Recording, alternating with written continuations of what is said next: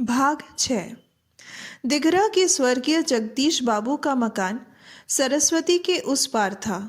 बगल का गांव होने पर भी नदी किनारे खड़े बांस के पेड़ों के कारण वनमाली बाबू के घर की छत से दिखाई नहीं देता था।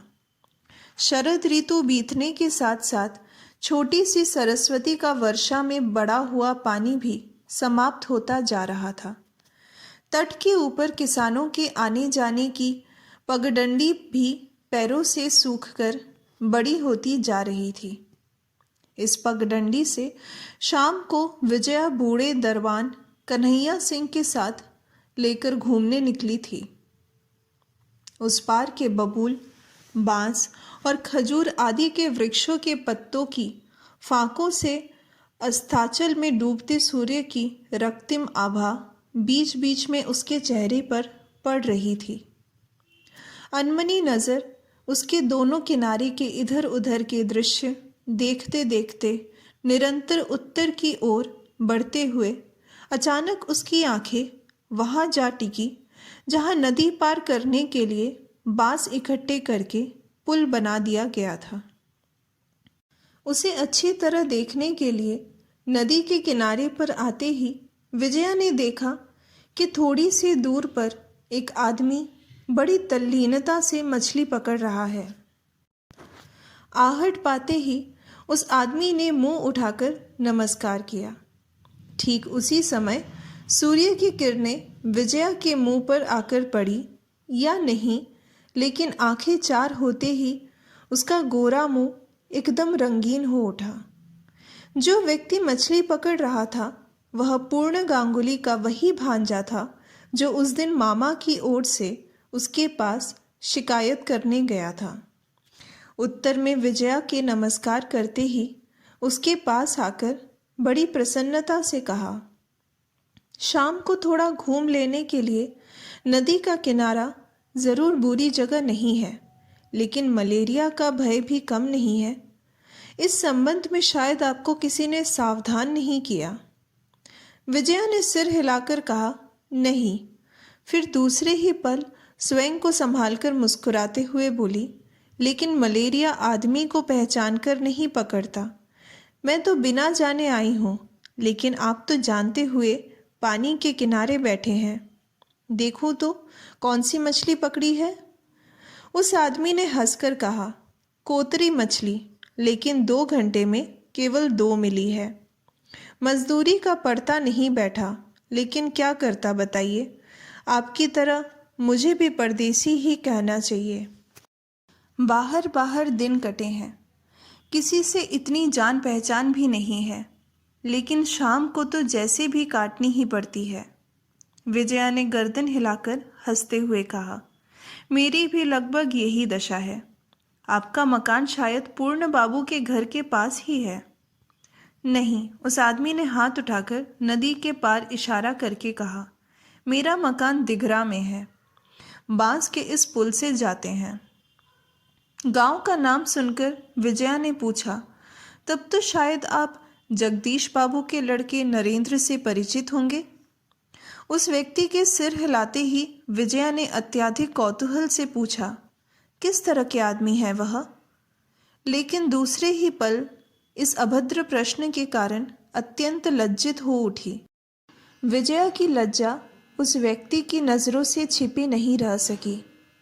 उसने हंसकर कहा, उसका मकान तो आपने कर्ज की अदायगी में ले लिया, अब उसके संबंध में जानने से क्या लाभ होगा। लेकिन उसे जिस उद्देश्य से लिया है वह इस प्रांत के सब लोगों ने सुन लिया है। विजया ने कहा, एकदम लिया जा चुका है, शायद इस ओर यही बात फैल गई है। वह बोला, फैलने की बात ही है। जगदीश बाबू की सारी जायदाद आपके पास गिरवी पड़ी थी। उनके लड़के में सामर्थ्य नहीं कि उतने रुपए चुका सके। मियाद भी खत्म हो चुकी है, सभी जानते हैं। मकान कैसा है? बुरा नहीं है, अच्छा बड़ा मकान है। जिस उद्देश्य से ले रही हैं उसके लिए ठीक ही रहेगा। चलिए ना, थोड़ा और बढ़ते ही दिखाई दे जाएगा। विजया ने चलते चलते कहा, आप गांव के आदमी हैं, तब ज़रूर सब कुछ जानते हैं। अच्छा, सुना है नरेंद्र बाबू विलायत से ख्याति के साथ डॉक्टरी पास करके आए हैं। किसी अच्छी जगह प्रैक्टिस आरंभ करने और भी कुछ मियाद लेकर क्या पिता का कर्ज चुका नहीं सकेंगे? व्यक्ति ने गर्दन हिलाकर कहा, संभव नहीं है। सुना है शायद उसका प्रैक्टिस करने का इरादा नहीं है। विजया ने चकित होकर कहा, तब उनका संकल्प क्या है? इतना रुपया खर्च करके विलायत जाने, कष्ट उठाकर डॉक्टरी सीखने का फल क्या होगा? जान पड़ता है किसी काम के आदमी नहीं है। उस भद्र व्यक्ति ने थोड़ा हंसकर कहा, असंभव नहीं है।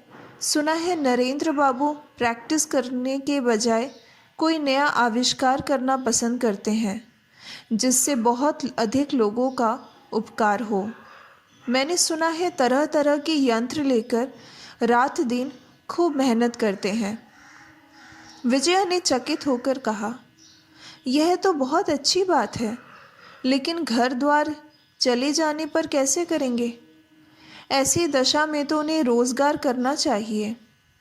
अच्छा, आप इतना तो ज़रूर ही बता सकेंगे कि विलायत जाने के कारण यहाँ लोगों ने उन्हें समाज से बाहर कर दिया है।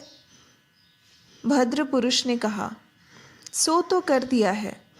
मेरे मामा पूर्ण बाबू भी एक प्रकार से आत्मीय ही है, लेकिन उन्होंने भी पूजा के दिनों में उन्हें मकान पर बुलाने का साहस नहीं किया।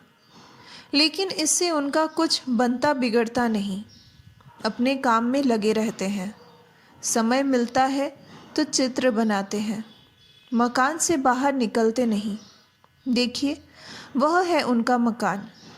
उसने उंगली से वृक्ष तथा लताओं से घिरी एक विशाल कोठी दिखा दी।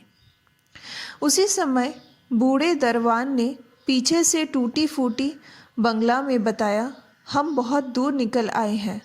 मकान तक पहुँचते पहुँचते शाम हो जाएगी। व्यक्ति ने खड़े होकर कहा, हाँ, बातें करते करते बहुत दूर आ गए हैं। उसे उसी बांस के पुल पर से गांव जाना था। वह भी साथ साथ चल पड़ा। विजया ने मन ही मन न जाने क्या सोचकर कहा, क्या उन्हें किसी आत्मीय कुटुंबी के घर भी नहीं आसरा पाने का भरोसा नहीं है? बिल्कुल नहीं। थोड़ी दूर चुपचाप चलकर विजया ने कहा, वह किसी के भी पास जाना नहीं चाहते। यह बात ठीक है, नहीं तो इस महीने के अंत में ही तो उसे मकान छोड़ देने का नोटिस दिया गया है। और कोई होता तो हम लोगों से एक बार मिलने का प्रयत्न अवश्य करता। भद्र इंसान ने कहा, शायद उन्हें आवश्यकता नहीं है, या फिर सोचते होंगे कि लाभ ही क्या है। आप तो सचमुच ही उन्हें मकान में रहने नहीं देंगी। विजया ने कहा, न दे सकने पर भी कुछ दिन तो ठहरने दिया जा सकता है। भले ही कर्ज चुकाना हो, लेकिन आदमी को घर द्वार से वंचित करने का सभी को कष्ट होता है। लेकिन आपकी बातचीत के अंदाज से लगता है आपका उनसे परिचय है। कहिए, सच है ना? वह हंस पड़ा, बोला, नहीं। जब वे लोग पुल के पास पहुँचे तो अपनी छोटी बंसी उठाकर बोला, यही हमारे गांव को जाने का रास्ता है। और फिर हाथ उठाकर नमस्कार करके बांस से बने पुल पर से हिलते डुलते किसी तरह पार होकर संकरे जंगली रास्ते पर ओझल हो गया। बूढ़े नौकर कन्हैया सिंह ने विजया को बचपन से गोद में खिलाकर बड़ा किया था और उसी के साथ दरबानी के न्योचित अधिकार को बहुत दूर पार कर चुका था। उसने पास आकर पूछा, यह बाबू कौन थे बिटिया? लेकिन विजया इतनी अनमनी हो गई थी कि बूढ़े दरबान का प्रश्न उसके कानों तक नहीं पहुंची। उसे अंधेरे नदी तट की समस्त शब्दहीन मधुरता की पूर्ण उपेक्षा करके सपने के विभोर सी केवल यही बात सोचते सोचते चलती रही, कौन है ये और अब इससे भेंट कब होगी?